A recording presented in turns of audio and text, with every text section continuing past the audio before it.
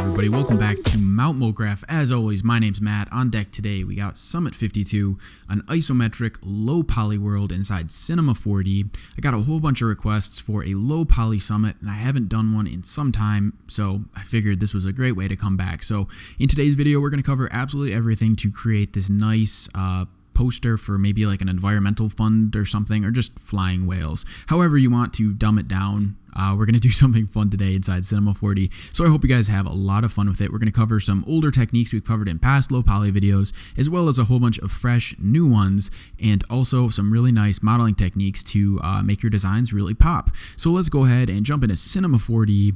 I am using R15. I have not been able to upgrade to R16 yet, but I think R16 works great, or R15 works great.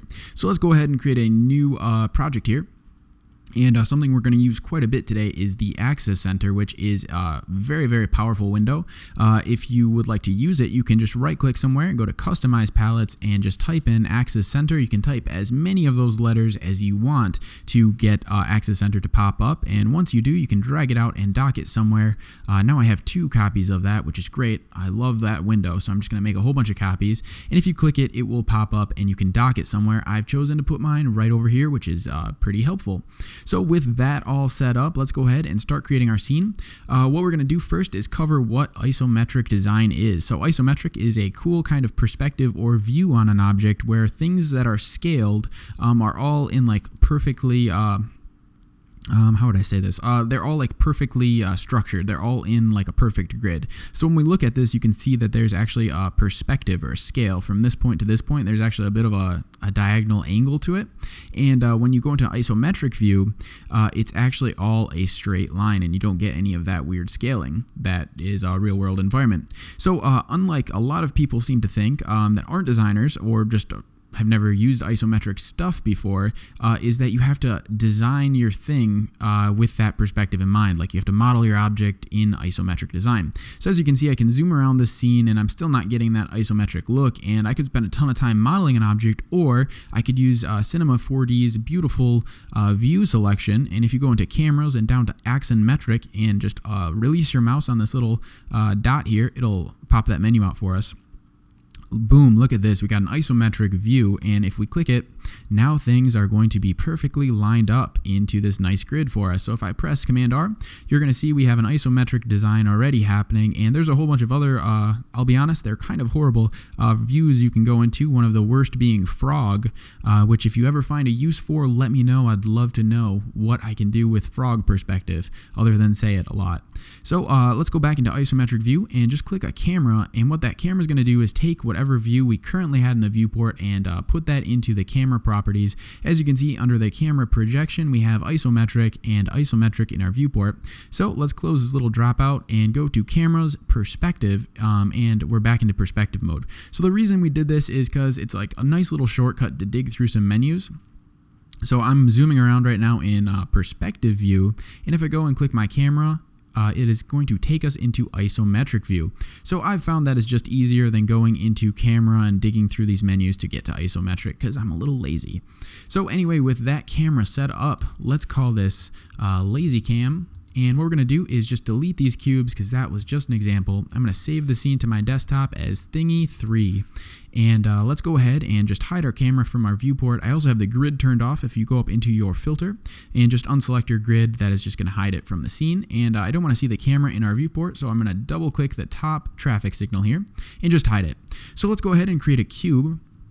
And maybe scale this guy up to 200%, hold shift if you would like, and press C to make this object editable. And I'm going to call this layer guide. So what we're going to do is use this cube guide to create a nice isometric design, since isometric design is based on cubes. So we're going to use this as a kind of reference for our scene. So if I right click our guide and go to Cinema 4D tags, go down to display, I'm going to click this top option and use a shading mode of lines, and that's going to make this object into see-through lines, which is going to be great for lining up our scene. So this is just like going into your display mode up here and changing it to lines, but this would affect globally all your objects. And with this tag, you're just going to affect one object by itself. So let's go and click our guide cube and go into our basic mode. Under use color, let's click on and make this view color into a super bright neon so it sticks out in our scene. And if I do Command R, a quick preview, we're going to have a neon green cube, which looks bad. So let's hide this from our viewport. Render. If we double click our bottom traffic signal and make it red, it's no longer going to show up in our render, and we're all set to go. So let's go ahead and now create the water for our little glacier scene. If I hold Command and drag out this cube, I'm going to delete the display tag, get my neon cube rocking. I'm going to call this layer water and double click the bottom traffic signal to make this visible in the render. Just make it actually so it's not green or red. Click the water and go down to use color and just turn this off, and we now have a cube in our scene. So let's go ahead and select our water layer, go up into our axis center and turn our axis point for the Y property down to -100 and click execute, and our axis point drops down to the bottom. So if I go into my right view, F3 on your keyboard, you can see that it is now at the very bottommost portion of my object. So if I turn this up to 50 or 49%, it's going to jump up halfway between the halfway point of our object. So that's just a really nice way. You can use this for X, Y, and Z properties to align your axis point perfectly with not a lot of effort instead of using this tool. So I'm going to click execute, and now I can scale it perfectly from that axis point. So let's go ahead and just drag down our Y property, holding shift, maybe make it 50%. And this is why a guide is nice, because it's now taking up exactly 50% of what I want the scene to look like, which is great. So let's go ahead and make our water into a nice low poly water. And how we're going to do this is actually using a bool object, and I will explain why we're going to use it as we go. Let's go ahead and create a new primitive. Let's go and create a sphere object. And under our sphere type, let's go and switch it to an isohedron so we have triangular polygons creating it. Scale this up a little bit so it's sitting on top of our entire cube and just about squashing it. Go into our sphere properties, make our segments maybe like 35, I don't know, any number you want, but keep it low because we want to do the low poly stuff. And we're going to delete our Phong tag. Our Phong tag is what smooths the edges between our polygons. So if I do a Command R to preview it, we have a perfect sphere. And if I delete the Phong tag, we're gonna, well, I guess we still kind of have a perfect sphere. So I'll make this object editable as well because we have the render perfect option selected. If I delete that or make it editable, it'll delete that option. And now when I do Command R, we're gonna have the edges of our polygons. So let's go into our right view and lift our sphere up a little bit and squash it so it turns into a weird football, and just drop it down so it's sitting on top of our water. And what we're going to do now in our perspective view is just make sure it's covering all the way to the corners of our water. And with our sphere, which I should call water cutter maybe, hold shift and go into your deformers and grab a displacer, and that will immediately make it a child of your object. So let's go into our shading mode of our displacer and click a shader and grab a noise object, click our noise and go into noise type. And what we're going to do is click mod noise or a cell noise, either or. As you can see, they're based on squares, and since we're using isometric, let's keep the theme going together and click mod noise. So if I do Command R, you're going to see that our object now has some bumps to it. And if I go back into my displacer and the object portion, I can change the height, and that is going to be what we're going to use to cut out our water. So let's go and knock this up to, let's call it 53 centimeters. Looks great. And what we're going to do is right click our water cutter and go down to current state to object, and what that does is create an object from our water cutter property with a deformer on it. And if you just press C with this water cutter object, the deformer will still be there and affect our object. So if I drag it out, we'll lose that property. So I'll delete those layers, and as you can see, we have a water cutter with a nice popcorn explosion all over the polygons. So let's go into our array objects, grab a bool, and drop our water cutter in first, and secondly drop in our water. And what that's going to do is cut out our water cutter from our water and give us a nice bumpy top. And the reason we used a bool instead of just the deformer on this object with segments is because we only wanted to affect the top portion of this object and keep it all perfectly in a square on the sides. So as you can see, that is a nice little trick to do that. And I'm going to name this bool water. So let's go ahead and create a material for this water. Double click into your material manager, go into your color, and under your texture, let's grab a Fresnel. And Fresnel is just a nice little gradient change based on the outermost area and the innermost area of your object. So on this gradient, let's make it into an icy blue ocean, sea. Lost all my words there for a second. But let's make the other side a little bit darker so we have a nice difference, and maybe grab our blend mode and turn it up a little bit. So this looks like cold ocean. I wouldn't want to jump in there. Turn your transparency on, and we're going to knock this down to, let's call it 97%. And on our refraction, put this to 1.33. Refraction is the bend of materials, or what you see through an object. As you can see, the gray lines are now bent, and as I change this, the background, what we see, changes. So put this to 1.33, which is the refraction rate of water in real life, and let's turn our absorption color to light blue, because we're trying to make water. So under our reflection, let's turn that dude on, and on our brightness, maybe 15% seems good. Texture, let's knock the Fresnel on and turn this down to 11%. So we'll throw our material onto our water bool, our entire thing. Do Command R to preview this, and there we go. We're starting to get a nice little gem look here, and it's gonna look sweet. So let's go ahead and now create the glacier that's going to be sticking through this water, creating all these wonderful ripples. So under our primitives, grab a landscape object. Turn your Y size up quite a bit and lift it up, and it's okay to have it sticking out of our guide cube, because that's actually what we want. We want it to come up right to the edge of the scene, so we get a nice dynamic look.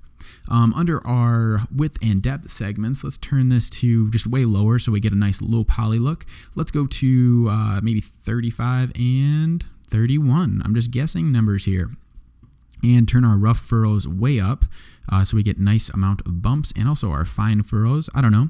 That's a funny word, furrows. So there we go. It's looking pretty dang sweet. If I do Command R, we're going to have kind of rounded edges, which actually doesn't look bad for the scene. I might actually, even though it's a low poly scene, keep the Fong tag on this guy, because I kind of look how it is like, since it's not a lot of polygons, it can't smooth a lot, but we kind of get a nice look to that. So I think I'm going to keep that actually. So let's make this landscape editable by pressing C on the keyboard. We'll go into our right view, F3 on your keyboard, and actually squash this guy, because we want to have some room for the whales we're going to make to play. And I'm just going to move this back, and as you can see, the guide is kind of helpful. I'm going to lift the topmost point of our landscape to the top of our cube, and maybe go into my front view, and also scale this down a little bit and maybe squish it on over to the side. So back in my perspective view, I'm happy with how that mountain is looking, or glacier. Let's use another bool object to cut this glacier out, and yeah, just get it looking sweet. So I'm going to go into my array objects, grab a bool, drop my landscape in first. Well, actually, I would have dropped it in second, but I didn't have the object I needed. So let's grab a guide object, hold Command, and just duplicate that guy. Delete the display tag, make it visible in the render, and go back to your guide layer and just turn your color off. And then we're going to drop this into our bool underneath our landscape, or maybe above. No, we want it underneath. And under your bool properties, let's change A intersect to B. And there we go, we've now cut out a mountain. Sometimes a bool object will actually cut out a hole in your polygon, and if that happens, click this option here, create single object, and that'll just ensure that it creates a single object and doesn't leave any gaps. So I like how this bool looks. Let's press C to make this guy editable, and call this maybe Glacier Big Boy. As you can see, it's late here. It's 1:33, so the words I use don't make any sense. And I'll just make this guy completely solid object, and that looks sweet.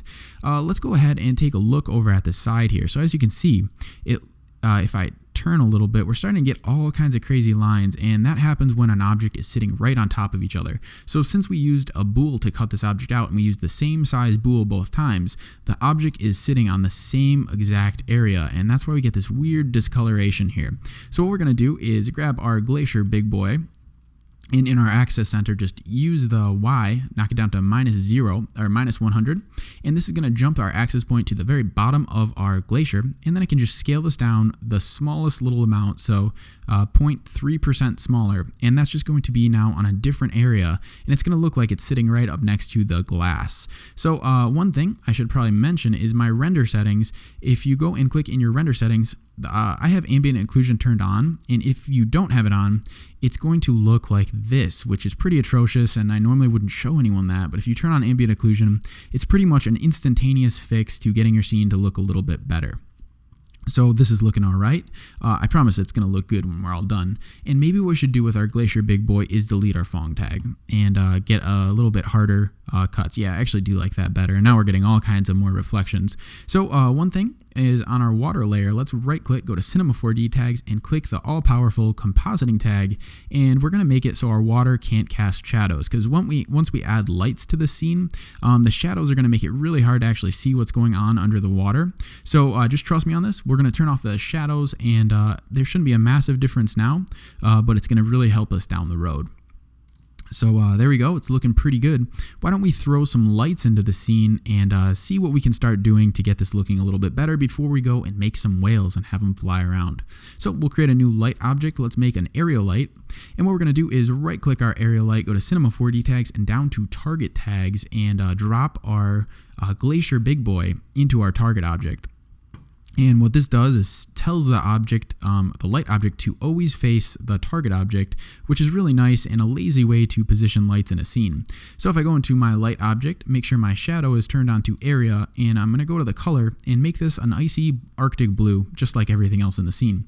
Under details, let's go down to fall off and change it to inverse square physically accurate so we get a nice fall off glow.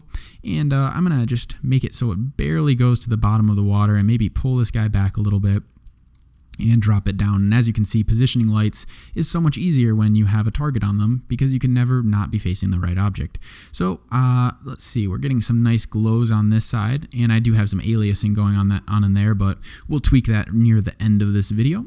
And if I go into my light, I'm just actually going to duplicate this object, just drag it out, and this one was also going to have that tag, so it's always going to be facing the object properly. And just position this actually more in the front, because we have a nice blue glow coming from the back. So if I go and put this guy kind of in the front-ish area, something like this, that looks good. Let's make a nice sun splash. So all we're going to do is go into our general settings and change our color to a kind of dusky or dusk. I don't even know what dusk means really. It's like nighttime. Let's change it to a light orange, a tangerine orange, and now our scene is going to start to get those cool shadows, and that's looking nice. So I'm going to call this layer warm, or worn, I think I typed. Yep, and I'll call this one cold. And then let's actually create one more light. So just duplicate this light and put it way above the scene and scale this up so it's going down about halfway down your glacier. We're going to call this global.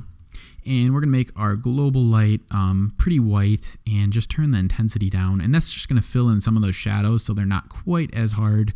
And yeah, maybe 25% looks good. So that's looking good. I'm actually going to grab all my lights and do Alt-G to put them in an object together. And I'm going to call them lights.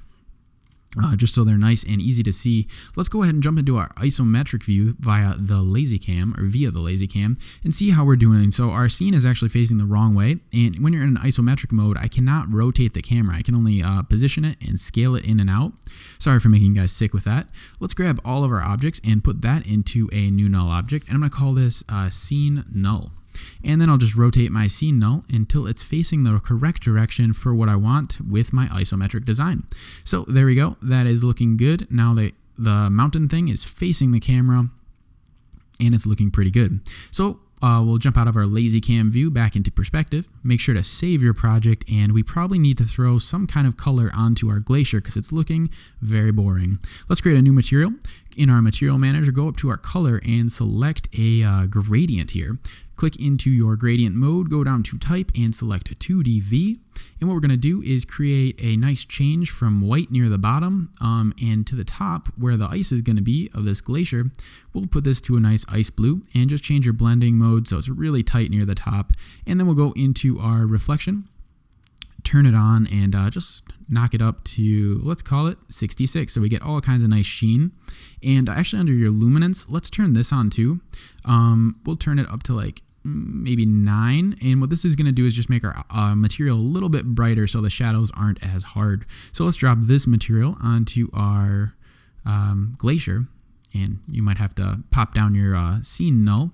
And now when I do a render, it's starting to look a little bit better. We have some work to do still, but as it sits, I think it's all right. I might actually toggle down my lights. In my my warm light, I might make my fall off just by scaling it up a little bit bigger, maybe position this a little bit above the scene, just so the scene's brighter. And so there we go, it's starting to look kind of cool. Let's go ahead and hold Alt and double click our traffic signals for our scene null just to hide it right now so we can focus on making whales. So I found these two images online here. I know they're different. I've got a orca whale and I've got a blue whale, just for references of when we create this polygon object or polygon animal, which we kind of touched base on in the ultimate low poly video. So let's go ahead and you can download these in the video description if you would like to use the same ones, or you can just do a Google search and find some. So anyway, what we're going to do is go into maybe our right view. And go into our attribute manager, click mode and go down to view settings and then click back. And under our image, let's drop our whale side view into our image. And then I'll turn the transparency up to, let's call it 59%, and then go back into Cinema. And so this is just placing an image in the background. It's not actually in the scene. It's only in this view. So that's another nice thing about the viewport and images. So let's go ahead and use the ultimate low poly technique to model a nice orca whale for the scene.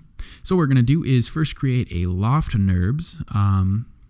Actually, it's actually not called a Nurbs anymore. I'm still saying that from R14. Let's go and grab a Loft guy.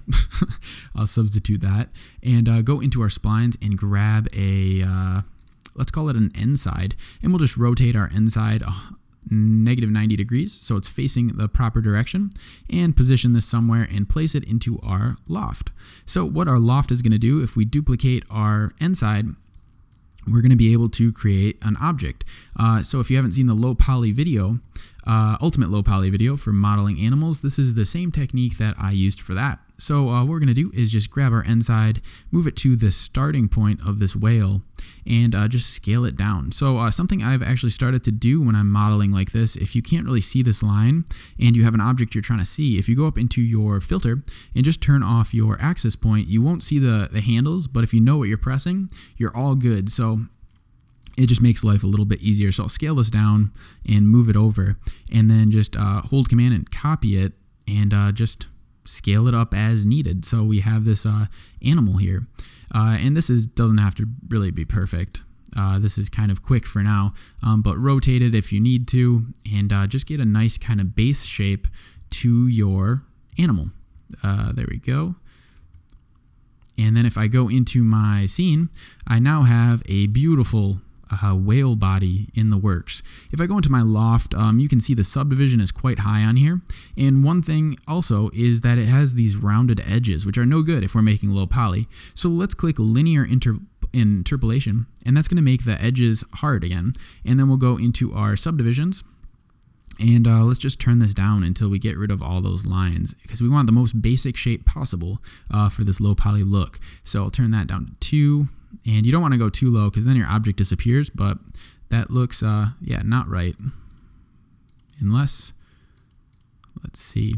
Yeah, I went too low. I lost the shape of my object. So I have 7, 2, and 5 for the settings, and then I'll delete my Fong tag on here. And we have this beautiful low poly whale, which looks so great. So I might actually turn this up a little bit more. Maybe not the most basic shape, but you want a couple little lines because we are going to deform it to add a little bit of noise. So that looks cool. Let's go ahead back into our side view here and just model a super quick little, whatever you call this, fin. We'll go into our loft again and just grab another end side. We'll rotate this so it, we'll rotate this 90 degrees, I believe, and place it. My axis handles are still hidden, but that's not too bad. And we'll just use the same technique if you put it into your loft to create this little object here. I think maybe I'm not doing it right, but anyway, you just want to model this little fin however you see fit. And I was just getting confused without seeing the axis handles if I was doing anything. But yeah, it's just real basic. Go back into our top view and we'll do the same trick and knock this down to a linear interpolation. And this one we can really kind of crush the numbers on because we don't have to worry about it too much. So Nice, that looks good. I'll press C to actually make this one editable, and then go back into my filter, turn on my axis point, and actually scale this one down and make it thinner. So there we go, we have a nice linear guy. Turn our Fong tag off by deleting it, and we're starting to get a kind of cool looking whale body. So let's go ahead into our top view, F2 on your keyboard. Go into your mode and go to view settings, and we're going to drop the second whale look into here. So I'm going to grab my whale top view, drop that into there, turn up my transparency, and since this picture is the wrong size, I'm actually going to scale this up and make sure keep aspect ratios on, and I'm just going to turn this whale up like a Lil Wayne song and just position it until it's lined up with my current object. And I actually think it's upside down, so I'll just rotate this 180 degrees and get it facing the right way, and yeah, just move it around until it fits, at least for reference purposes. Or you could just totally draw it freehand if you feel like you know what a whale looks like, which I did not, I'll admit. So anyway, back in my top view, turn my transparency up a little bit, and let's go ahead and just use the Loft Nurbs to create this object here. And we're going to use another little modeling trick by first we're going to create a Loft Nurbs, and I'll make Cinema full size again. We're going to go and grab a rectangle actually this time, and rotate this 90 degrees. And move it around. I'm going to go into my filter and turn off my axis again, drop my rectangle into my loft, and then just position this and use the same kind of modeling that we just did. So, ooh, if I can. There we go. I was pressing the wrong button. Still pressing the wrong button. What the heck? Okay. We're back in good shape, almost. Okay, maybe I do need to see these axis points. I'm messing this all up. So I'll just kind of scale it, but as you can see, they kind of get in the way. And I'm just going to make a super basic shape. There we go. That looks cool to me. Maybe scale that guy up. And yeah, I'll call that good. And what I'm actually going to do is be lazy and just duplicate this loft and just drag it back for the tail and just position it roughly where it needs to be and maybe scale it down. And I'm going to call that good. So let's go ahead and go back into our view. And as you can see, this is not what a whale looks like in my world anyway. So what we're going to do is click both our lofts here, just hold Command and select both options, and go and click linear interpolation. And once again, just crush these numbers until you get some low poly looking shape. So there we go. This is looking all right. I might turn this up so we have a square. I'm going to press C to make these objects editable. I'm going to select, let's see, the top one here, and since it's an editable object, what I'm going to do is say include children and use all objects because there's objects in it. And let's go ahead and just click execute. It's going to jump to the YMost property, and as you can see, we actually want the point to be over here. So let's click the red property, which would be X, and we'll just drag this down to 100% because we want it to be on this side over here. Click execute. Actually, it would be minus 100%, and now it's right in the middle.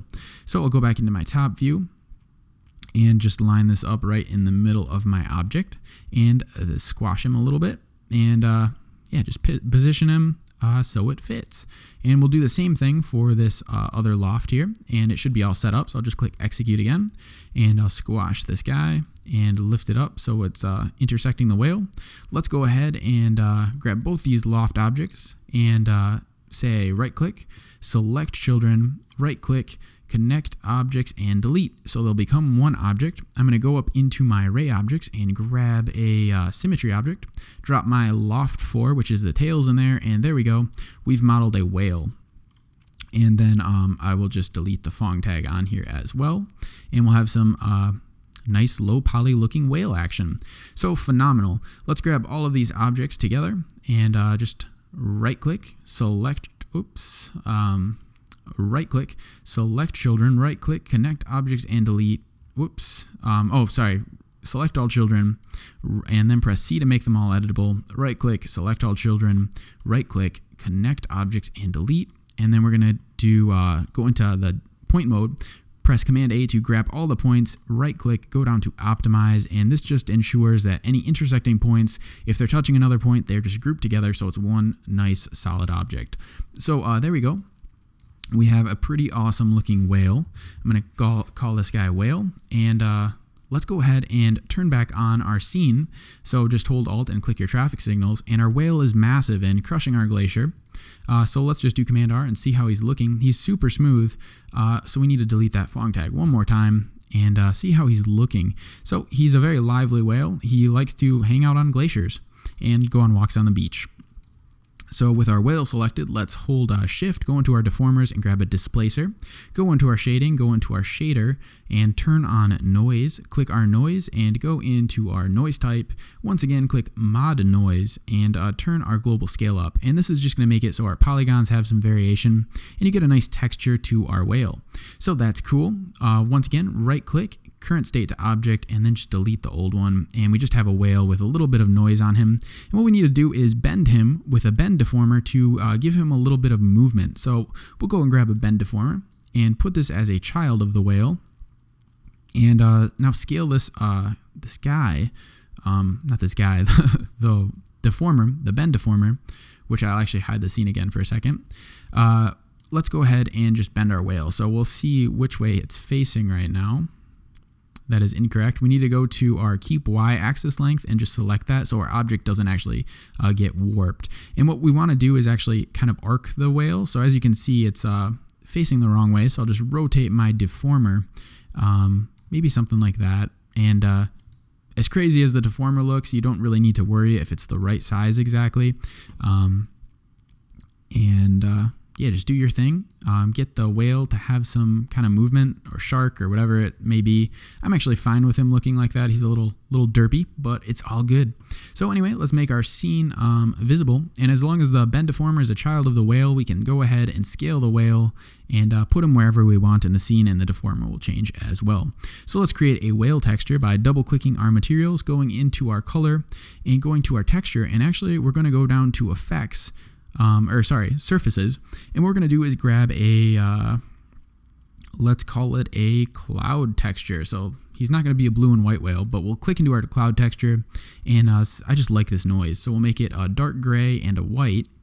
Looks pretty good, and then we'll just change our vertical frequency, or our V frequency, and our U frequency until we get like kind of streaks. So I might actually have to turn my V frequency back down. Just some nice streaks, and that's just a nice change in the texture. I'll turn my luminance up a little bit so he glows a little bit, maybe a little bit of reflection. We'll go 11, and for the Fresnel, we'll go to 11 as well. And we'll drop this texture onto our whale. And now it just has a little bit more character, some nice color streaks to him, and he's in our scene. So let's go and put him in the water, maybe scale him down a little bit, and just put him in the water, just like that.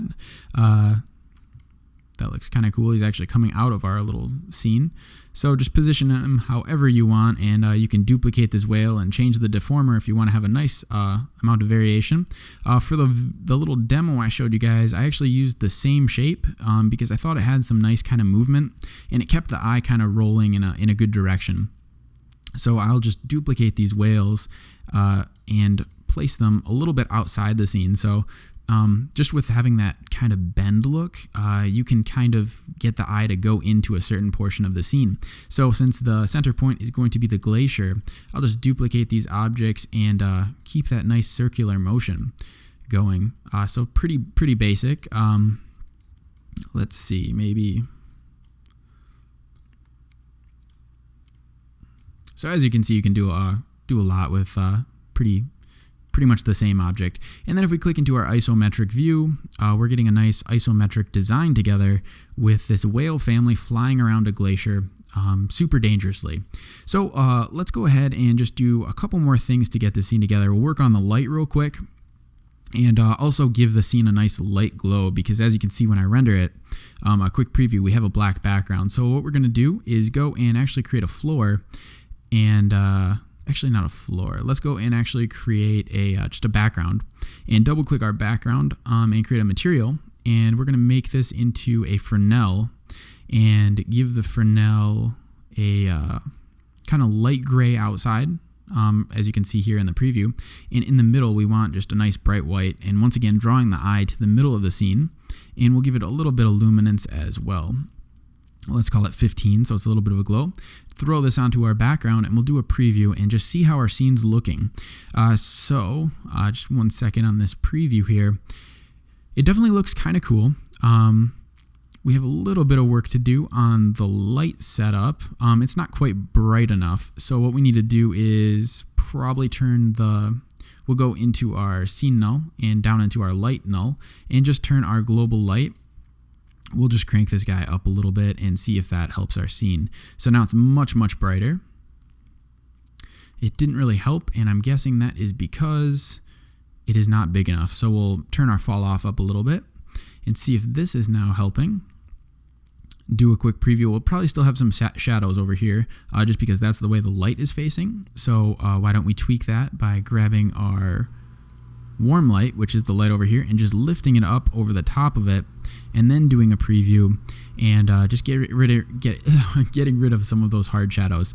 So for the most part, you can position this all a little bit better, but for the most part, this is how you can create this cool kind of preview. And if you'd like to, what I did with the previous project, I just did something like this. I think I used a little bit bluer tones, but essentially that is what I did for the whole thing. And I also might have put subsurface scattering onto the Glacier object right here. So if you go into your luminance and texture, go down to effects and go to subsurface scattering, and that is just how light goes through the object, and that can kind of create a nice light glow.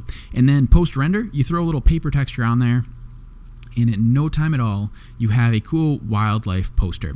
So anyway, this was Matt from Mograph. I hope you guys enjoyed today's video. I can't wait to upload some more.